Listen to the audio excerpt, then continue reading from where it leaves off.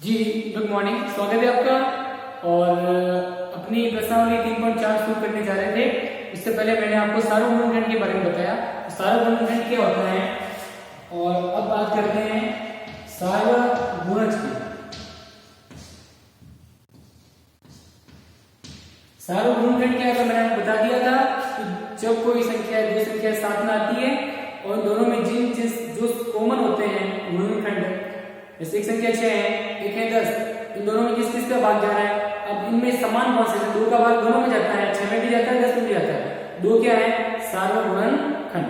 ठीक है, तो जो संख्या है दो संख्या साथ में आए और इनमें उनमें जाने वाले जो गुणनखंड होते हैं, भाग जाने वाली संख्याएं जो होती है, जो उस गुणनखंड कहलाती है। जो समान गुणनखंड होते हैं वो उसके सार्वगुणनखंड कहलाते हैं। फिर हमने बात की थी सहअभाज्य संख्या की। तो सहअभाज्य संख्या वो होती है जब दो संख्या साथ में आए और उनमें सिर्फ एक ही सार्वगुणनखंड होता है, एक ही संख्या का भाग जाता है, एक का वो होती है सहअभाज्य संख्या। अब बात करते हैं सार्वगुणज की। सार्वगुणज क्या होते हैं, जैसे कोई संख्या मान लो 5, दो ले लो, चलो दो के गुणज क्या होते हैं, दो में दो दो दो दो जोड़ते जाओ, जो संख्या आएगी वो सारी ही दो की गुणज होती है। दो में दो जुड़ा 4, 4 में दो जुड़ा 6, 6 में दो जुड़ा 8, 8 में दो जुड़ा 10, 10 में दो जुड़ा 12, 12 में दो जुड़ा 14, 14 में दो जुड़ा 16, 16 में दो जुड़ा 18। ठीक है, तीन की बात करें, तीन के बारे में, तीन एकम तीन, तीन में दो जुड़ा, तीन में तीन जुड़ा 6, 6 में तीन जुड़ा 9, 9 में तीन जुड़ा 12, 12 में तीन जुड़ा 15, 15 में तीन जुड़ा 18, 18 में तीन जुड़ा 21, 21 में तीन जुड़ा 24, 24 में तीन जुड़ा 27। अब जब दो संख्याओं की गुणज इस प्रकार लिखे जाए और उसमें जो समान गुणज होते हैं, जैसे अब देखो दो के गुणज में भी क्या आ रहा है 6, तीन गुणज में भी क्या आ रहा है 6, फिर कौन आ रहा है समान, एक समान 18 इसमें भी आ रहा है, 18 इसमें भी आ रहा है, 12 इसमें भी आ रहा है, 12 इसमें भी आ रहा है, फिर 24 इसमें आता है और 24 आगे जाओ इसमें भी आएगा। ठीक है, 18 2 20, 20 2 22, 22 2 24, 24 में भी है, 24 में भी। तो ऐसे गुणज जो दोनों संख्याओं में समान हो या दोनों संख्याओं में उपस्थित हो, ऐसे गुणनखंड सॉरी ऐसे गुणज जब दो संख्याओं के गुणज एक समान हो तो वह सार्वगुणज कहलाते हैं। क्या कहलाते हैं? सार्वगुणज कहलाते हैं। ठीक है बेटा, तो ऐसे गुणज जो दोनों संख्याओं में उभयनिष्ठ हो, एक समान हो, वह उस संख्याओं के सार्वगुणज कहलाते हैं। समझ आ गई बात? तो सार्वगुणज के बारे में लिखना चाहो तो लिख सकते हो, फिर अपन शुरू करते हैं। ठीक है, चलिए प्रश्नावली स्टार्ट करते हैं सार्वगुणज की। तो जब दो संख्याओं के गुणज एक समान या उभयनिष्ठ हो तो वे सार्वगुणज कहलाते हैं। जब दो संख्याओं के गुणज जो है वो एक समान हो तो सार्वगुणज कहलाते हैं।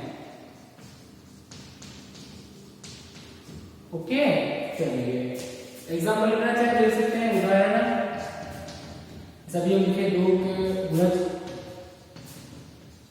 फिर लिखे तीन के गुणज, तो गुणज 2 4 6 8 10 12। ठीक है, आगे लिखना चाहे तो और लिख सकते हैं 3 6 9 12 15 18। ये इसमें कॉमन क्या क्या है, 6 इसमें भी है, 6 इसमें भी है, 12 इसमें भी है, 12 इसमें भी है। ये क्या हो गया? सार्वगुणज। तो 2 व 3 के सार्वगुणज बराबर होंगे 6 6, 6 इसमें भी है, 12 12, 12 इसमें भी, 6 और 12। ओके, इसको नोट करो, फिर प्रश्नावली शुरू करते हैं 3 पॉइंट। चलो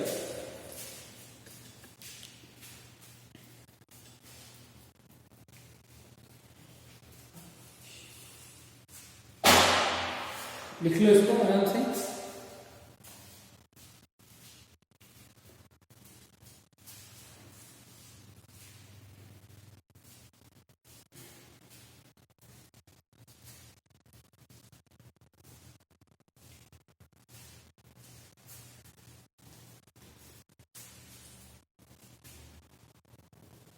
चलो कर लिया होगा आपने, इसको मिटा दो, ये हो गया। अब प्रश्न शुरू करते हैं अपने लिए।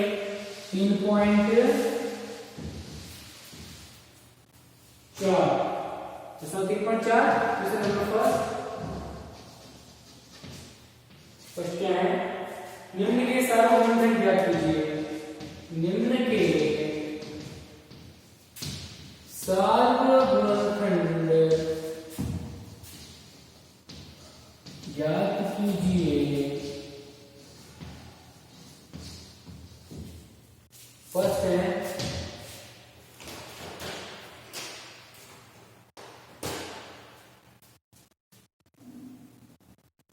पहला है 20 और 28। 20 और 28 है, इसके सारे गुणनखंड क्या पता करना है। तो 20 के गुणनखंड को पहले 20 के गुणनखंड, इसमें किन किन संख्याओं का भाग जाता है।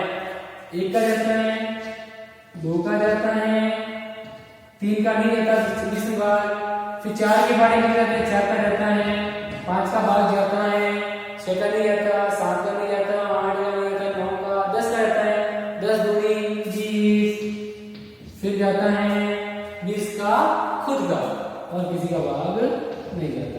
आप देख लेना इसमें भाग जाता ही जाता, देखिए देखना, ठीक है। 1 का देना, 1 का तो सब में जाता है, और उस खुद उस संख्या का भाग तो उसमें जाएगा तो खुद का, और 1 का सब संख्याओं में जाता है इसके अलावा, ठीक है ना बेटा।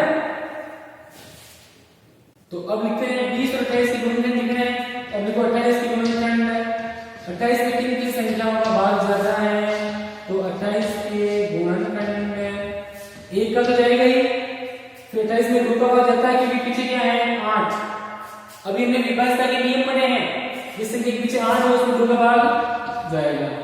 इसमें 28 में 4 का भाग भी जाता है, क्योंकि 4 के पहाड़े में 28 आते हैं। फिर 5 का भाग नहीं जाएगा, क्योंकि पीछे क्या है 8। 6 का भाग नहीं जाएगा, 7 का जाएगा, 7 4 28, 7 के पहाड़े में 28 आते हैं, 7 का भाग जाएगा। 8 का नहीं जाएगा, 9 का नहीं जाएगा, 10 का नहीं जाएगा, 11 12 13 14, 14 गुना क्या होते हैं 28, 14 का भाग जाएगा, और 28 का खुद का, ये संख्या है, ठीक है। 20 के गुणनखंड, 20 में कितनी संख्याओं का भाग जाता है, ये सब 20 के गुणनखंड है। 28 के गुणनखंड, 28 में कितनी संख्याओं का भाग जाता है, ये सब 28 के गुणनखंड है। अब क्या पता करना है, सारे गुणनखंड, ऐसे गुणनखंड जो दोनों में है समान, 2 इसमें भी है, 2 इसमें भी है, 4 इसमें भी है, 4 इसमें भी है, 5 10 20 7 14 28 2 और 4। तो 20 व 28 के सार्वगुणनखंड क्या होंगे, जो दोनों में समान है, 2 और 4। ये हो गए 20 और 28 के सार्वगुणनखंड। दूसरा करें चलिए 15 और 25, 15 और 25, इसमें कौन कौन से सार्वगुणनखंड है समान। तो 15 के गुणनखंड लिखो पहले, 15 के गुणनखंड, और फिर है 25 के गुणनखंड, ठीक है। 15 के गुणनखंड क्या क्या है, 1 का भाग, फिर 3 का भाग जाएगा 15 में, 5 का भाग जाएगा 15 में, और 15 का खुद का जाएगा। ये 4 संख्याओं का भाग जाता है। आप इसमें भाग देखेंगे क्या जाएगा, 25 में देखो 1 का भाग जाएगा, 1 का सब में जाता है, 25 में फिर किसका जाता है 5 का भाग, और फिर 25 का खुद का, ठीक है। ये 3 संख्याओं का भाग 25 में जाता है। ये आगे 25 के गुणनखंड, ये आगे 20 के गुणनखंड, ये आगे 20 के गुणनखंड। इन दोनों में कॉमन क्या है, 5 इसमें भी है और 5 इसमें भी है, ठीक है। एक को तो लिखने की जरूरत ही नहीं है, एक को तो लिखना ही नहीं है, तो लिखना चाहो लिख लो, इसमें भी एक लिख लो। चलो एक जो है वो कॉमन होता है, एक एक एक, तो 15 और 25 के सार्वगुणनखंड ये दोनों में जो है सार्वगुणनखंड समान या उभयनिष्ठ दोनों में जो होते हैं 1 और 5। बस चलिए इसको नोट कीजिए, फिर आगे बढ़ते हैं।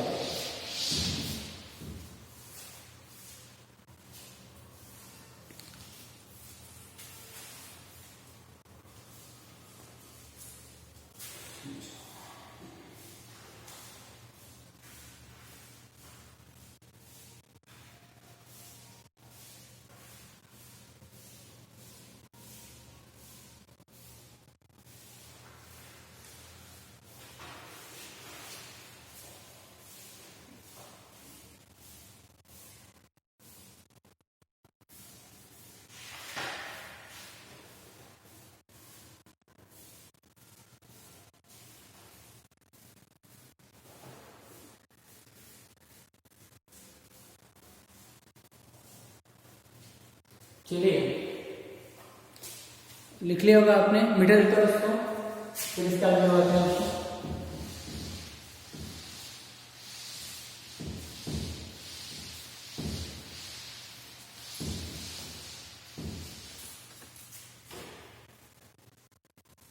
सी है 35 और 50 के सार्वगुणनखंड पता करने हैं।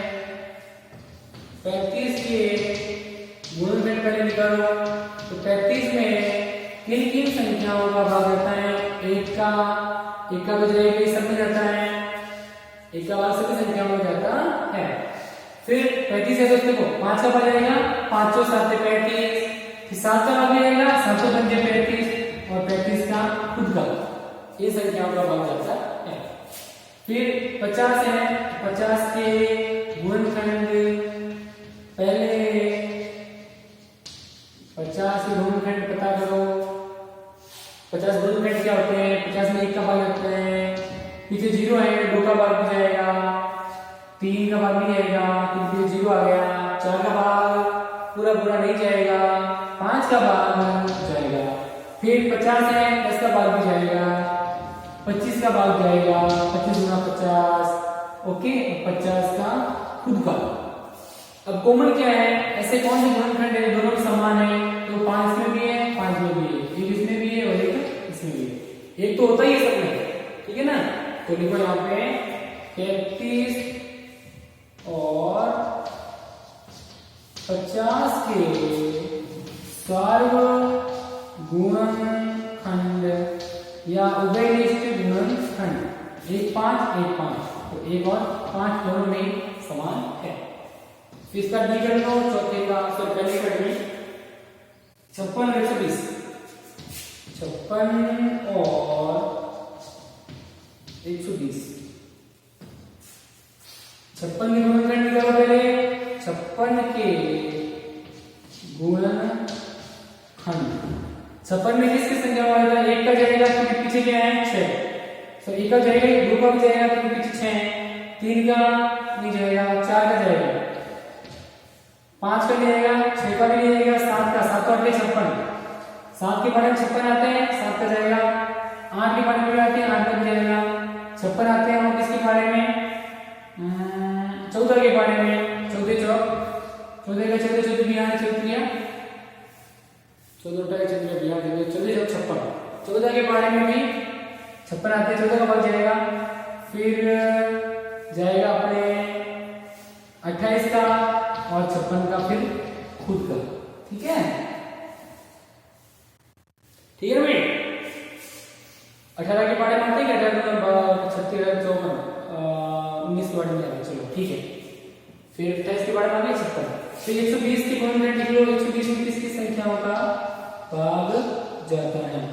120 में तो खूब संख्या भाग जाता है, 1 का पीछे 0 है, 2 का भी जाएगा, इन तीनों संख्याओं को जोड़ो, 1 और 2 3, 3 में 3 का भाग जाता है, 3 का भी जाएगा, 12 और 0 है तो 4 का भाग भी जाएगा, 5 का भी जाएगा, पीछे 0 है इसलिए 6 का भी जाएगा, 7 का नहीं जाएगा, 7 एकम 7, पीछे 5 0 नहीं, 8 का भी नहीं जाएगा, 8 का जाएगा, 8 एकम 8, पीछे बचे 4 0 40, 8 का जाएगा, 9 का नहीं जाएगा, 10 का जाएगा, कुछ जीरो है, 10 का बाकी जाएगा, फिर 11 नहीं जाएगा, 12 का खुद का जाएगा, फिर 13 नहीं जाएगा, 14 के पारे में 120 आते हैं, 14 के पारे में 120 नहीं आते, 15 के पारे में 120 आते हैं, 15, 16 समझे, 16 की जैसे 16 से 6 16 7 112 नहीं आते, 17 18 19 20 के पारे में जाएगा, 20 का बाद जाएगा इसमें 20 6 120, फिर 30 का भी जाएगा, 40 का भी जाएगा, 60 का जाएगा, 120 का खुद का जाएगा। ठीक है, इन संख्याओं का भाग जाएगा। कॉमन क्या है देखो, 1 2 1 2, 3 है क्या, नहीं, 4 है 7 नहीं है, 8 है 12 है, लेकिन यहाँ पर नहीं है, 12 15 20 30 40 60 20 यहाँ पर नहीं है ऐसे कोई भी। तो क्या हो गया, 1 2 4 और 8, तो 56 और 120 के सार्वगुणनखंड हो गए 1 2 4 8, बस ये दोनों में कॉमन है, बाकी सब अलग है। ठीक है, तो 5 6 यहाँ 5 6 नहीं है, 10 12 15 यहाँ 10 12 15 नहीं है, 20 है लेकिन यहाँ 20 नहीं है, 30 यहाँ 30 नहीं है, 40 है 40 नहीं है, 60 यहाँ 60 नहीं है, 120 और 120 नहीं है। ठीक है, ये हो गया 1 2 4 8, ये सारा तो नोट कर लो, फिर आगे करते हैं। चलिए ठीक है, आज के लिए इतना ही, संडे है तो आप घर पे रहें, सुरक्षित रहें, पढ़ाई भी करें और जो पढ़ाया जा रहा है उसे पढ़ें। Okay, thank you, good bye.